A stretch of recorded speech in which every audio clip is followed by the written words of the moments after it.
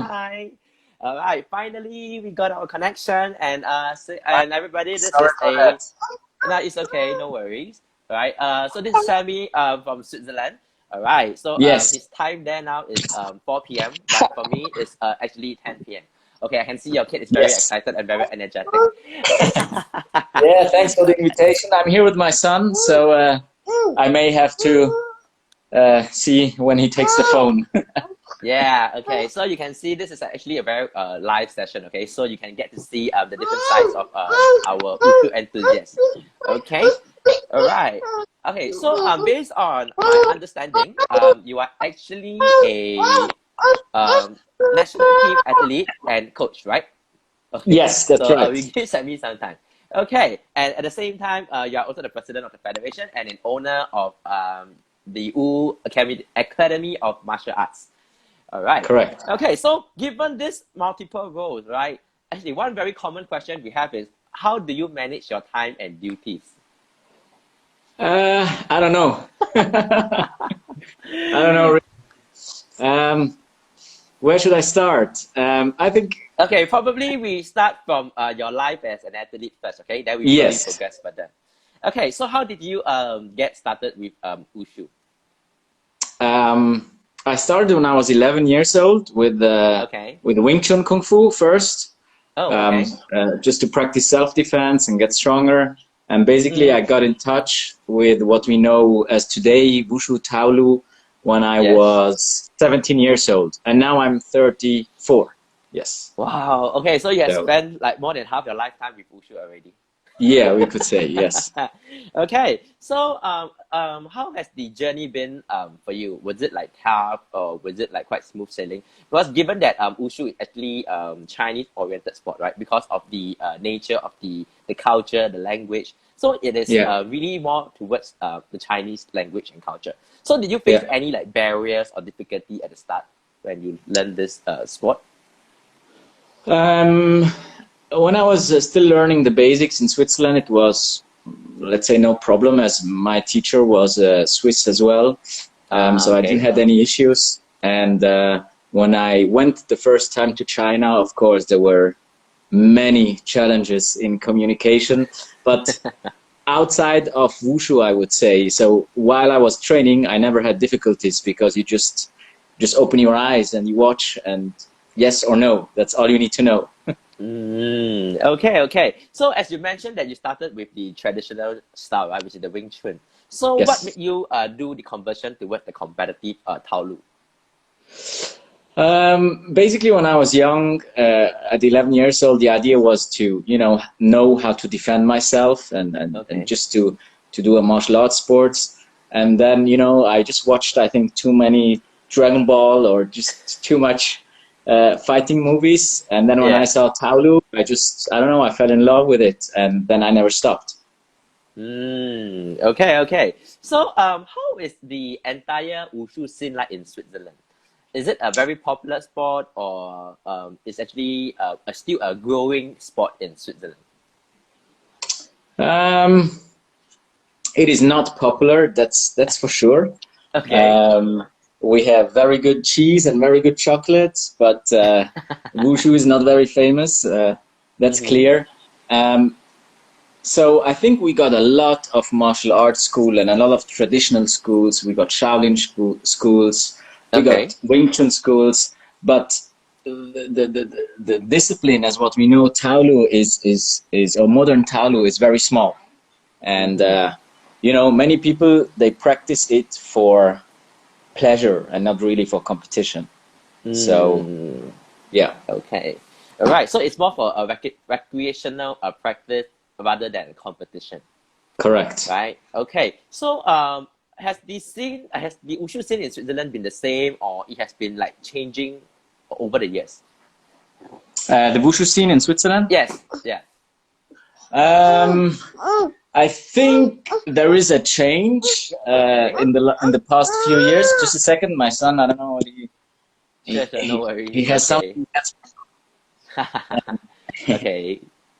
it's not easy, right? You have to manage like his Wushu career at the same time, Yeah. his kids at home. Yeah, all right. So this is very real. This live session is not scripted, okay? It's very real. So what you see is what you get from our guests. Yeah, exactly, exactly. Yeah. So back to the question. Yes.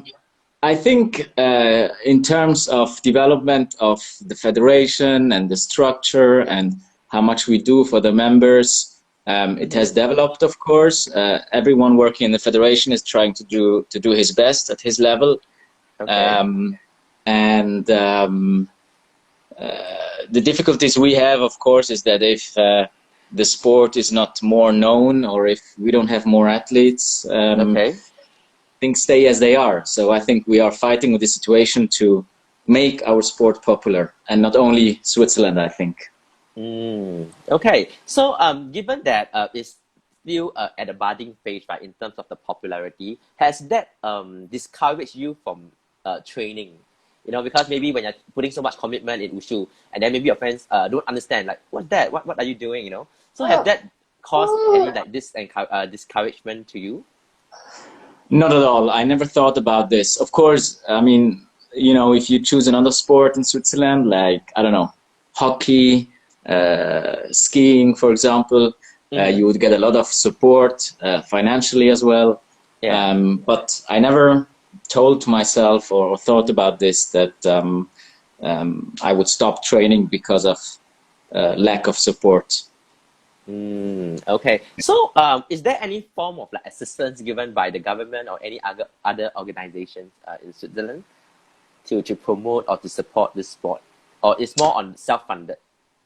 Exactly. I mean, we get some. We are a member of our National Olympic Committee of the Okay. Swiss Olympics, so we get some financial support from there. But the financial support we get is more to support the structure of the federation. It's not really, Okay. for example, so when we go to a world championship, the athletes, Yes. they pay everything on their own. Oh wow. The Okay. clothes we pay on our own, the weapons, everything. So, yeah. So, in terms of like representing the country for competition, most of the expenses have to be covered by the athletes themselves. Wow. Absolutely. Oh my God. It can be quite expensive, especially when you travel to countries that's really far away. I think the air ticket itself is a bomb already, right? It is. It is. Definitely it is. Definitely it is. So, were there situations whereby athletes were actually given up the opportunity to compete because of the financial expenses that they have to pay?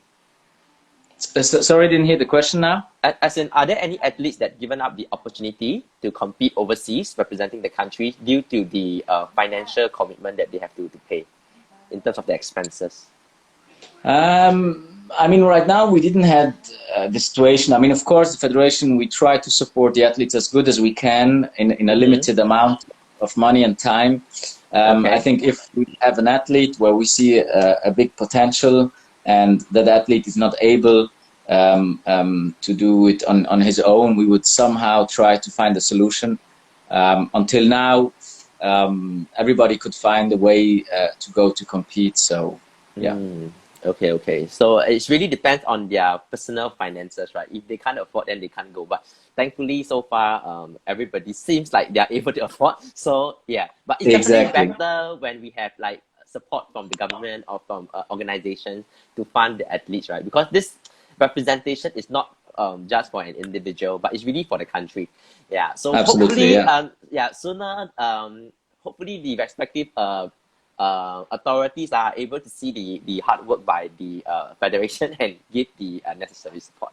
Yeah. Okay, so moving on. So when did you first represent Switzerland in international competition?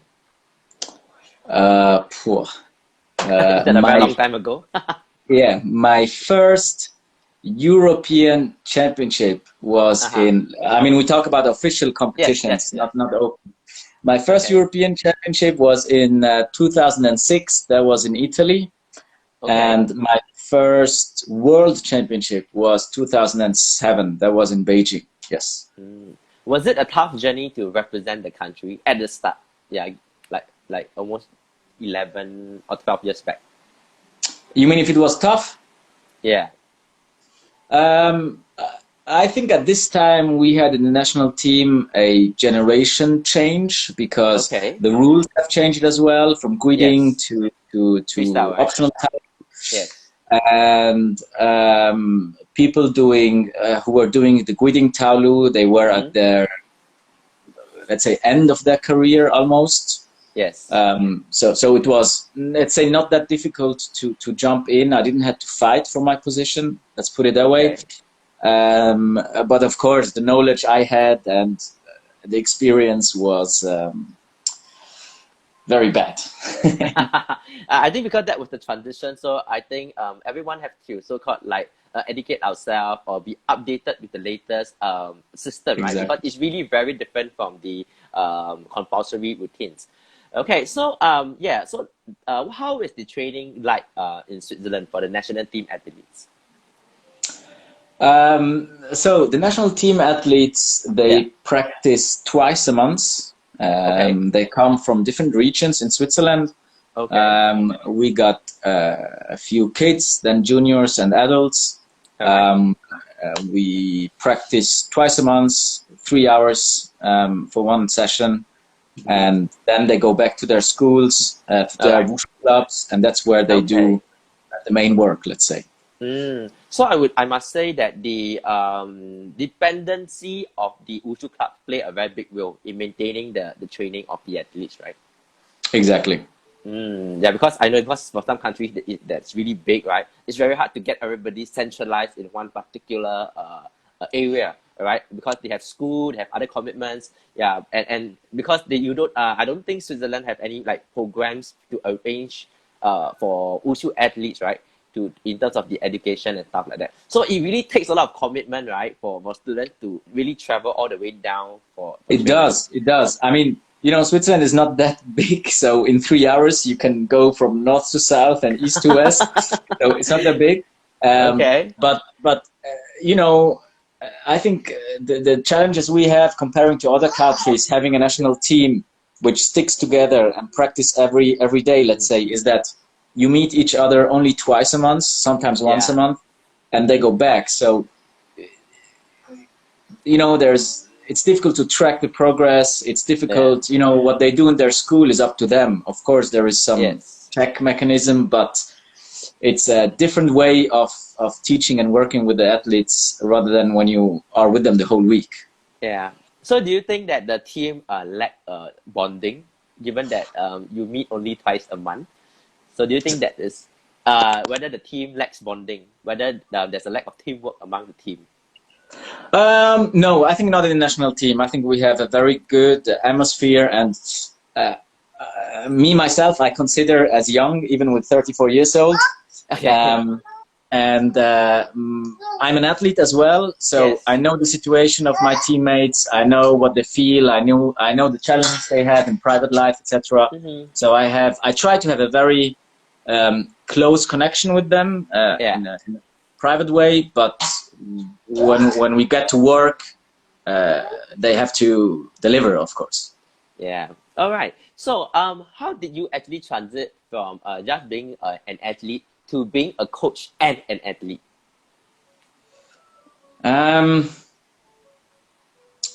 when I started in my first school with Wushu, I Yes. could adapt things very fast, and Okay. my teacher there I mean, like sometimes he said, "Okay, Sami, take these two people, show them this." So that's how I get Okay. into the teacher Okay. teaching, let's say, job, All right. and yeah, looking at the 10 or 15 years experience of competitions and helping other athletes, I think I want to give that knowledge to the next generation to have it easier, because I jumped into the from gridding to Yeah. to optional Freestyle. taolu. Optional. Yeah. However, I almost had to teach myself or travel to China for half year, pay everything myself, Hmm. learn everything, come back, practice, and yeah, I want to give that to the next generation.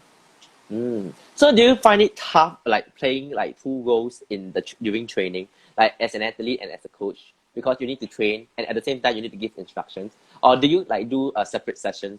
for the different roles that you play? Yeah, that's right. I do different sessions. I mean, basically, when I'm teaching, I'm not practicing. Okay, then that would be easier. In the past, I used to do both, teaching and practicing, and then I figured out it doesn't work. I want to concentrate on the athletes, and when I'm practicing, I want to practice at my best. So I cannot do things together. So have you ever thought of like just focusing on one of the job, like instead of like playing two roles, maybe just one? I would love to give all my roles to different people, right? So I have my school, my own school, which is growing and needs a lot of my time, energy. And I'm a full-time Wushu teacher now. The president and national team coach. I think the situation or the challenge we have in Switzerland, I can say this, is that we have the young generation, when they stop with Wushu, they stop with Wushu. Like they stop everything.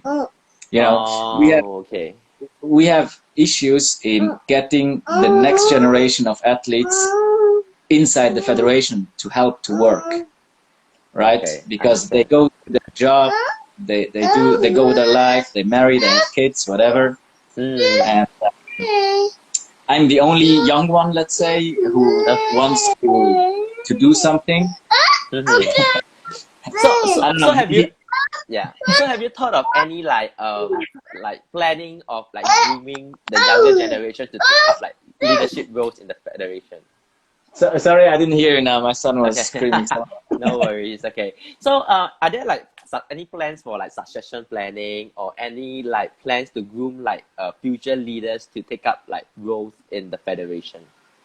I have many plans in my head, but you know, if you are an athlete and after you finish competitions, you choose to, I don't know, go for a year to the States, be a doctor. It's very difficult to get you involved because simply you don't have the time. So and given the fact that when you work for the federation, it's a job you do for, how do you say that in English? Herzblut. You know, you do it for your heart, like because you love the sport. You do it for to be rich or to get some money. And when you go to job, you get your life paid. So many athletes have to choose, right? So most people will actually choose the more tangible aspect, right, which is the money, right, the financial component. Of course, they are stupid as I am. Yes. So all right. So So when did you actually open up your Wushu Academy? I started having my own school in January 2015. Okay. Oh, okay. So that's like almost 4 to 5 years ago, right? Yes. 5 years exactly. So what actually gave you that drive or that push to open up your own academy? I'm an IT guy. I learned IT. Yeah. Okay. So that's why I'm surprised I couldn't connect with my camera, but that's another issue. And so I was working IT, and evening I was always training or teaching in our school. And I somehow, in the past, I said I never want to be a full-time Wushu coach because it's too risky. It's too risky to put everything on that. And then I said, okay, let's start with one school and just try and give my best and see how it goes. So I started that school 5 years ago. The school grew rapidly. I could engage a lot of kids. I could have really a cool family in my school, I would say. And then I got married, and I became father. And there was a time where I had to make the decision, okay, now I need some time for my private life as well. And which one should I give up? The main job or what I have built since almost 4 years? And it was a difficult decision because, one is I was working for the government as well, so a safe job until Very until you stable. die, I would say. Yeah. Yeah. And for me, the main decision was to say, okay, if I am 50 years old or 60 years old, what would I regret not to have tried? Mm-hmm. And then I said, okay, let's try it. Give up my job and let's go for it.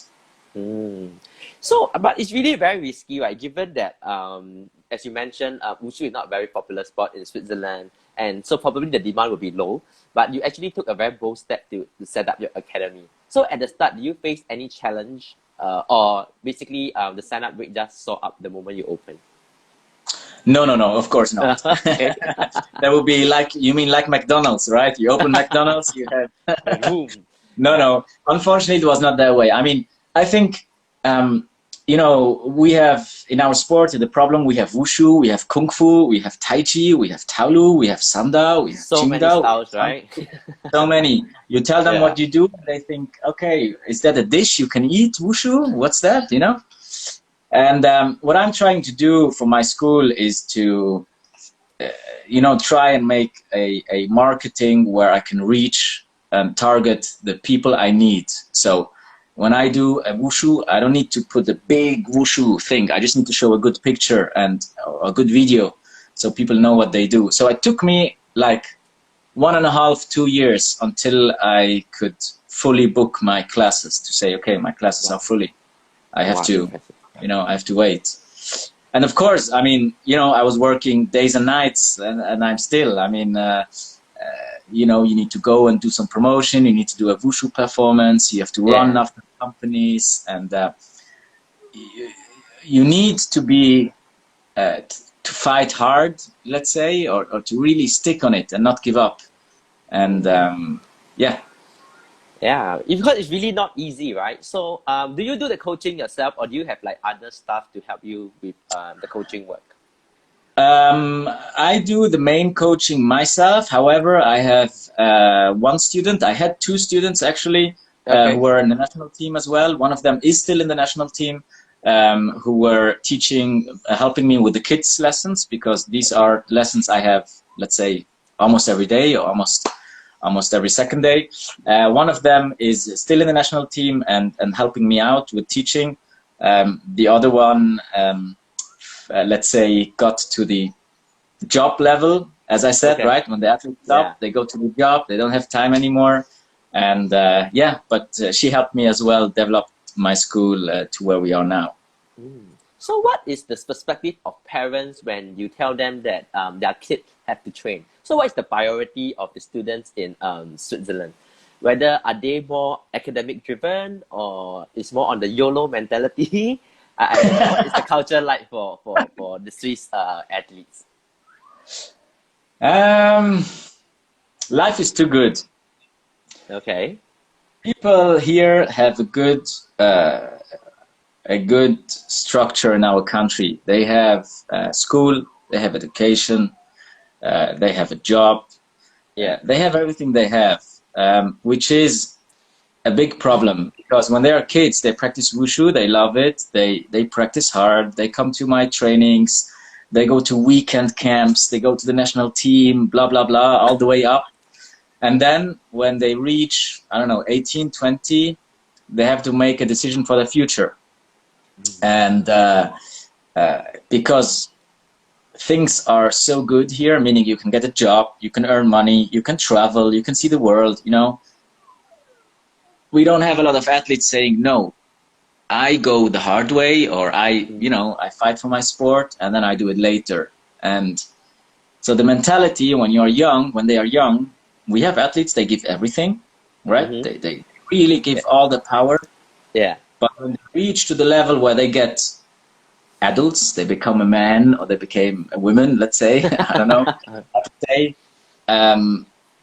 they choose to leave the sport they did for 10 or 12 years, which is it's quite a waste, right? Because like you spend so many years like training on a particular sport, and then once you reach the working age, right, and then you just give up everything. Yeah. It is, and I say this is like a circle. Why do you give up everything? I mean, you know, when you are 20 and you choose to be a wushu coach or help your coach, there's not let's say, it's not just about money, you know, development and Yeah. future, as if you would go to your job. However, if we don't have these people continuing with Wushu, you know, the loop, it never stops. You know what I mean? So we will need a spiral upwards, right? We will need like new blood, we need talents, you know, to really build an upward spiral rather than just going in a circle, right? Like, okay, Exactly, this person exactly. yeah. Yeah. So Exactly. I And think that's this really is hard. That's really hard to change. yeah. So so based on your description, am I right to say that the student base at your academy would be more majority of them would be students and kids? Because since that the adults don't really train after they start working? I think then I need to clarify. Maybe Oh, the, okay.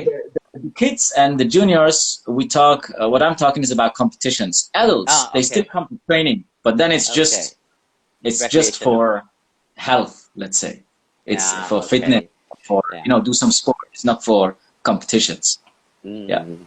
Okay. So so given the COVID situation, so I actually saw the Instagram, right? So you actually had to hold your classes online. Was that a very big impact on your academy? Yeah, we had a lockdown. We had to close everything. However, we had very fast. I mean, 2 weeks before we had the lockdown, I was already thinking to give online training, Mm-hmm. and I started to give online training for free to everyone, even non-members. Okay. Just to, I mean, I need my students to support me in still being a member, right? Yes. And so I said, okay, I'm asking for support from my students or from the parents, so I should support others at home as well. And giving the online trainings, we had a very big success. We had once we had 110 people joining in the, Wow. which was like crazy. And of course, the Yeah. online training was we had different online trainings. One was Wushu, so only Taolu, let's say. Okay. One was more like fitness boxing, so Okay. everyone can just practice and do with us. And yeah, it was a very big success, and we had many people supporting us and saying, "Hey, cool guys, you do it. Thank you very much." Awesome. And yeah, I think the lockdown itself was a shock Yeah. Definitely. because, especially because it's my main job, and I think, what the hell should I do? You know. Yeah. But it was as well a chance to make our sport more known, because everyone is at home, everyone Yeah. wants to move, everybody wants to do a sport. So Yeah. why not, giving that to everyone for free? They can't play football at home, they can't play basketball at home, Yes. but they can play And do Wushu at home. Wushu at home. Yeah. Exactly. That's right. So if you give lessons for free, wouldn't it affect your income or your revenue per se? I think that's something someone would say when you think in a short time. You know, I mean, the lockdown will not be for 2 years or 1 year, right? It's just a period of months. So I rather get less income in these 2 or 3 months and do my best in promoting the sport, because at the end it will come back somehow. Yeah, you can take it as an opportunity to bond with the students, to build trust, Absolutely. to build the entire team, right? So just something very curious. So how do you conduct your Taolu class? Because they have to practice, right? So given that there's so many students, so how do you actually like pinpoint or give your feedback to the respective students? As for the Taolu, I mean, for the fitness boxing class, Okay. people just practice and they box left, they box Just right, follow, they do a right? kick. Yeah, we don't need to correct them much, and it's not about improving. It's just about doing Getting something for your active. body. Yeah. Exactly. Okay. And as for Taolu, what I did is I said, okay, it's free, but for all Taolu students, not only my students, doesn't matter which school, all around Switzerland. And what I try to do is then to focus on basics, because everybody has its own routine, right? Someone does Changchuan, someone Daoshu, and then even if they do Changchuan, 2 different schools, one teacher says, you have to do like this, the other one like this, the other one like that. I don't know. So I don't want to be the guy correcting them in this. I just want to give them a chance to practice with me, and to pushing them doing the basics, and to get their fitness level up, and to have fun at class as well, having someone screaming at them 10 more times. So that's what I did. I focus on basics because this is what everyone knows. Yeah, so it's like a common language for all Wushu practitioners, right? Yeah, when we do Wushu, you will know what is a zhang, what is a palm, what is a fist, what is a horse stand. It's a common language, right? Yeah. Exactly. So, do you implement the same thing for the students in the national team as well? You mean during the lockdown? Yes. I said that everyone can participate, so I even had national team athletes participating. Oh, okay. In my classes, so they were there sometimes. However, they had in their schools, they had as well online training. So what we did from the federation is we spread the message to all Wushu clubs in Switzerland. We said, hey, look, you should offer online trainings to keep the students, to motivate them to do something. And we paid the online membership to all members to offer it to their students. So we try to help our members to promote their schools as well. So I think this is really a collective effort, right? So it doesn't matter like which club you're from.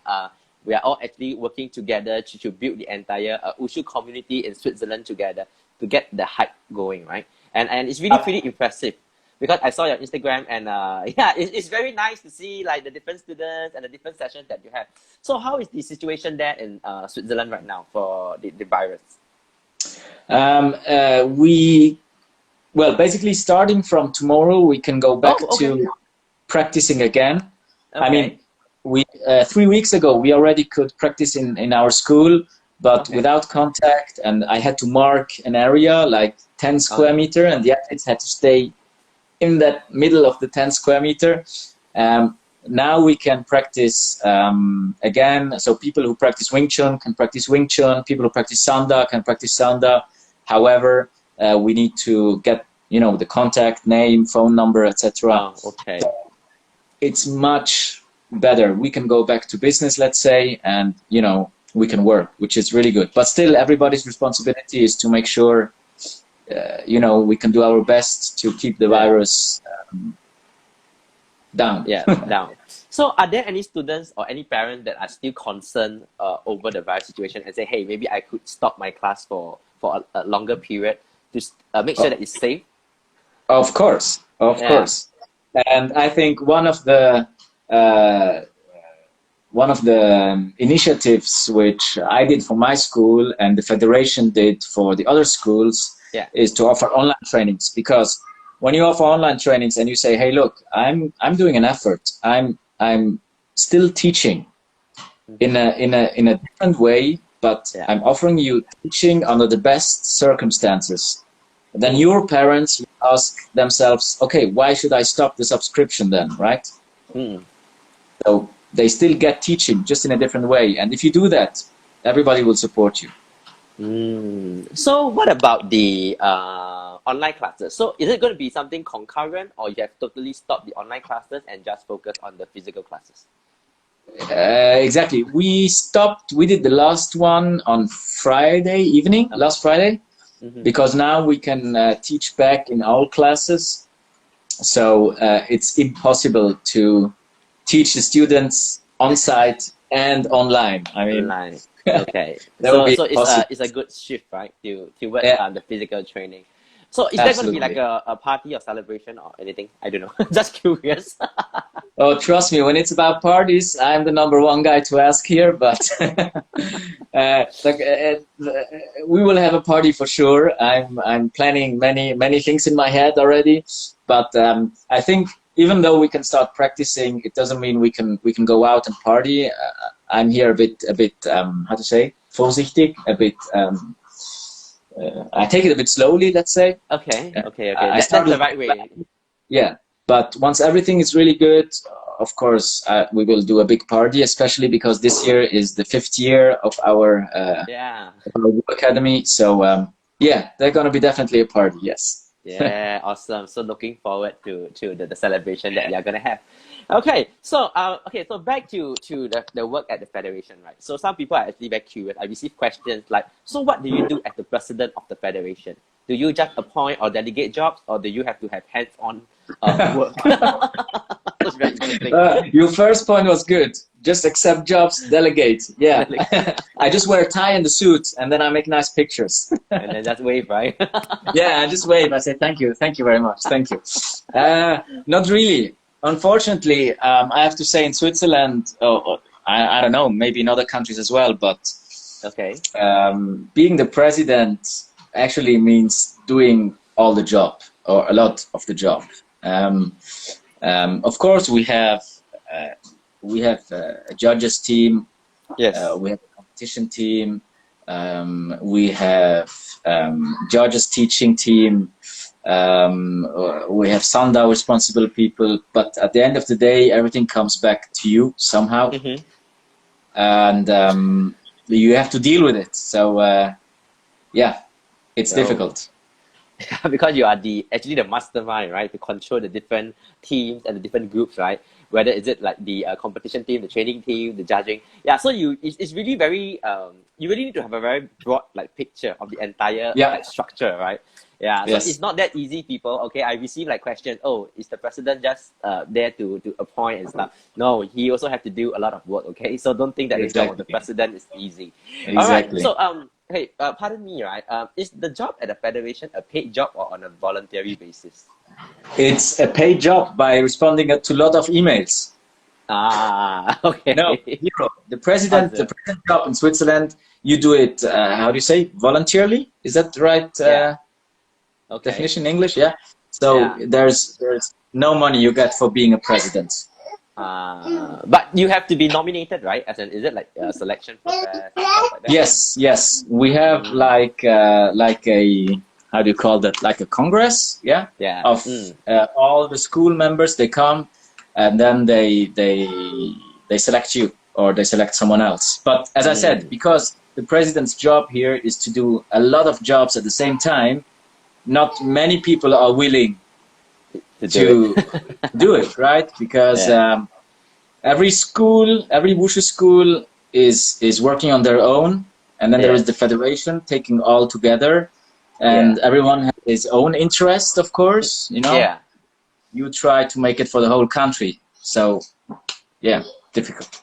So, have you ever been in a situation whereby there is people will question your decision because of conflict of interest, because you are playing so many roles, right? Yeah, of course. They may question. Yeah. Of course. I do that. You know, I think no matter what you do, when you got a team of different people and different responsibilities, and people don't like your decision, they will always question it and saying maybe that you do it for your own benefits, right? Yeah. However, I'm saying always, everyone is happy to take it and to do it. You know. So when you select me, when you want me to do the job, you have to trust me that I'm trying to give my best for all. Of course, doing it good for all sometimes mean that one person, it will be not a good decision, right? Or two. Right. That's with every decision you make. I mean, that's how it goes. And I try to do it for myself, right? I mean, for myself, meaning so I can say, yes, I think this is the right decision for the most people, and that's the way to go. So, are there any like initiatives by the federation to promote Wushu to the entire population in Switzerland?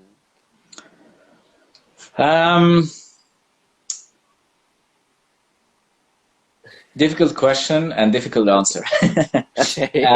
Every school owner is working on his own, and he tries to get as many students as he can, so he can earn money to pay the rent, right? So I think what the federation has to do, or what we need to do, is on one hand side to promote the name, to promote the sport, but not by doing something completely different, but I think more by helping the clubs and helping other teachers to support their school much better. So, because if all schools have more students, the federation will have more. If only Sami school has 1 million students, it helps no one. You know what I mean? Yes. So, yeah. Yeah, so this is really some a dilemma sometimes, you know, because yeah, you want to make a decision as a business owner to build your school, but at the same time you have to think from the bigger picture, the macro picture, to boost the entire Wushu community together. So you know, that's why I was wondering, oh, actually, how would you make a decision, you know, because yeah, there may be conflict of interest, but I think trust is really the key here, right? Yeah, Yeah, it is. It is. And I mean, you know, I don't think that there's any decision done by the federation will impact a school that much that it's really like very negative. Like you have to close down your school. If this is the case, then yeah, in my own words, I would say you did not do your job right. mm, So I think the decisions are, you know, little decisions here and there, adjustments here and there.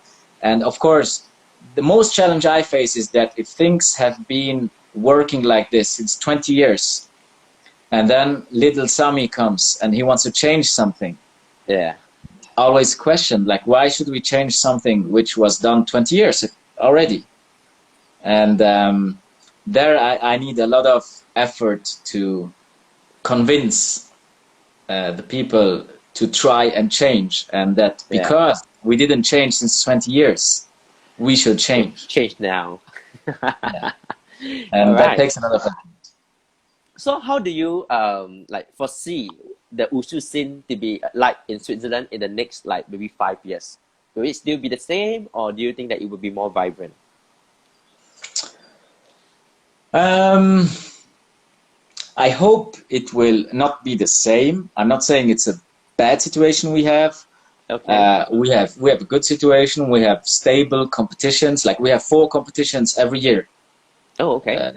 Uh, we have 3 qualification tournaments, so people go and qualify, they earn points, and then we have our nationals, and we have a system working. We have everything good in terms of competitions. I hope within 5 years I can somehow do the job right, so that the schools will work more together, that the schools will more accept changes and decisions which are maybe not good for them, but which they see as a good thing for the whole. From a bigger picture, right? Yeah. Exactly. And there, I think you know, it's difficult because I'm young. All the school Yeah. owners from Switzerland are, let's say, old. They are from the 90s, 80s. You know, that's when they grow up their school. Yeah. And yeah, you need new blood. So I hope I can engage as well new young people to help. Yeah. And if I can do this, then I will give myself a gold medal and say goodbye. Yeah, because this is really a vision that you have, and it's not easy, right, to achieve it. But if you achieve it, it would be a very good positive impact to the entire community. You know, it really will boost up Absolutely. the popularity. It will solve your issue of the lack of talent. And many other problems that you face now. So I think this is a very good a structure, but you really need the teamwork of the different members to come together. Okay. Exactly. Yeah, so I think this is a pretty interesting session because myself, I also manage a Wushu academy in Singapore. So this is also some of the issues that we face. Yeah, especially with the COVID, it has impacted us quite heavily. Okay, Yeah. so we are done with the last 10 minutes. So let me see what are some of the questions that the viewers asked. So let's go with it. Okay, so we have a very interesting question here. So you are the national coach and a national athlete. So how do you teach yourself? Well, I was not the national team coach from the beginning. So Oh, okay.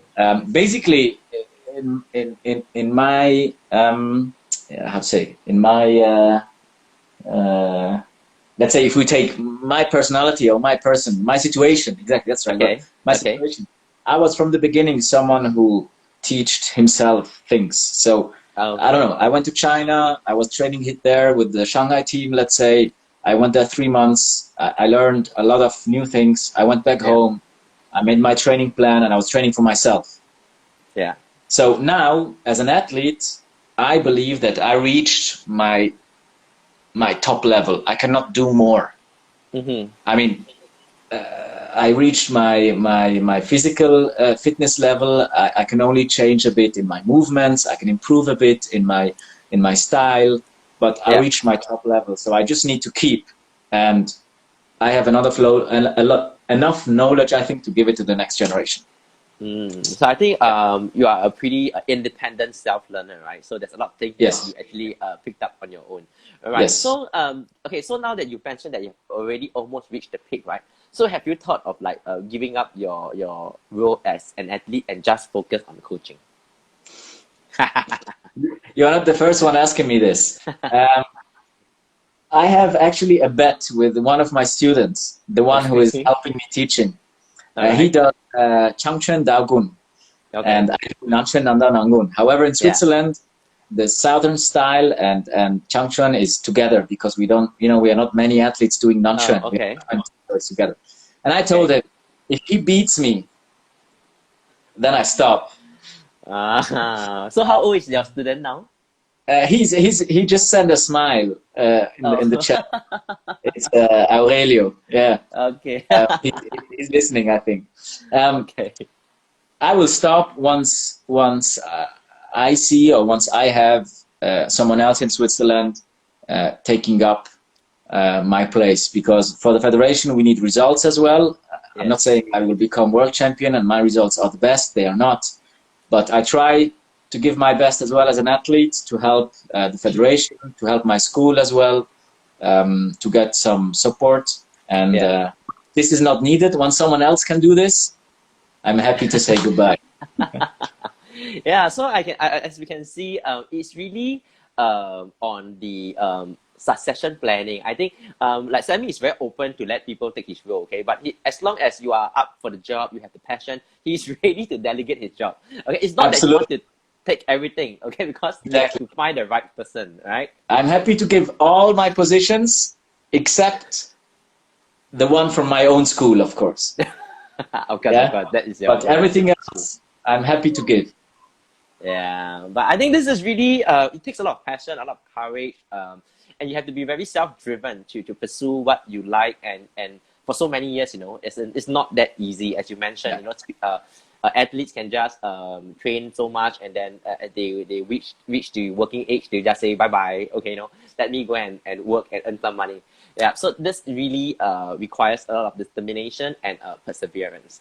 Okay, so so every week, every session, we will actually give away this limited edition Wushu Stars keychain to the viewers out there.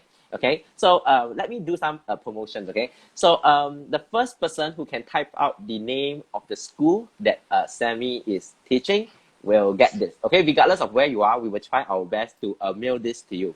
Okay, so yeah, anyone who just type the correct answer in the comment section, regardless where you are, we will mail this to you. Okay, as much as we can. Okay, so yes, anyone can just type it there. Okay, yeah. So for those of you who have just joined us, don't worry, because after today's session, we will actually upload the entire live session that we have with Sami on IGTV. And today's session is really pretty engaging because this is the first time we have someone to share this perspective from a president and owner of an academy, perspective. Okay, so we have someone that says Sami Wushu Academy, somebody say Wu Academy, somebody say Wu Lab. So Sami, is that the correct answer? Anyone commented correctly? No. Okay. All wrong, right? Let me see. Yeah. Okay. Wu Lab is almost correct. One guy, my teacher, he wrote now Wu Academy of Martial Arts, but actually Aurelio, es ist falsch, es ist falsch geschrieben, das gilt nicht. I just told him it's wrongly written. He has to write it correctly. Okay, there's something missing there, right? Yes. Yes, okay. Yes. You can retype it again, all right? For those of you who gave the wrong answers, right, you can check it out on our Instagram or Sami's Instagram, okay? He has mentioned it in his profile. Wushu Stars have also mentioned it in the poster. So you shouldn't get this wrong. Yeah. Yeah, all right. So while we wait for the viewer to get the correct answer, is there any final quote or any statement you would like to share with the entire community out there? Um,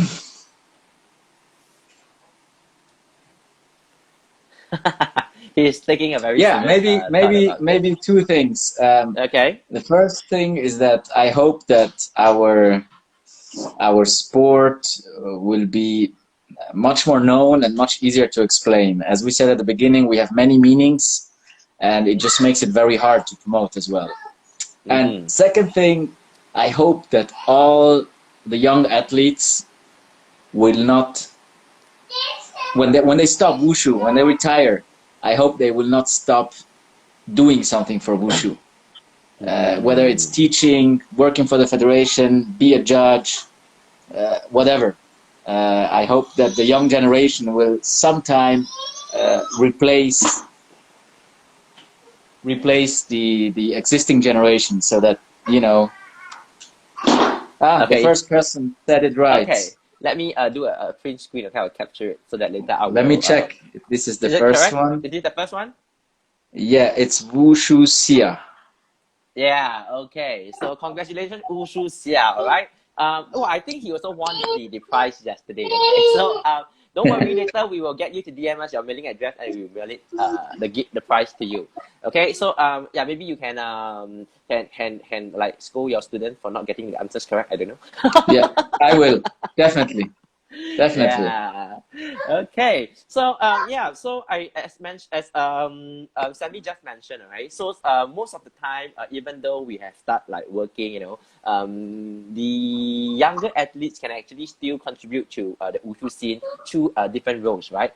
And I think when you spend so much time like training together, it's also part of the memory. So imagine like maybe when you reach 30s and 40s, when you get meet one another, it's pretty interesting, right? To sit around like the table and like talk about the past moments that you guys shared during your training days.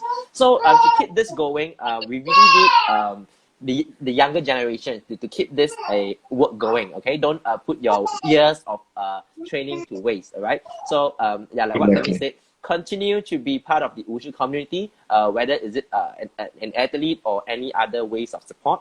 Okay, and then we can push this sport like further in Switzerland and also across the world. All right, and once again, thank you, Sami, for joining us in today's session. Yeah, and we hope to catch up with you soon. Okay. All Yeah, right. So thank you very thank you, much. Sami. Okay. Bye Bye. bye. Goodbye. Bye.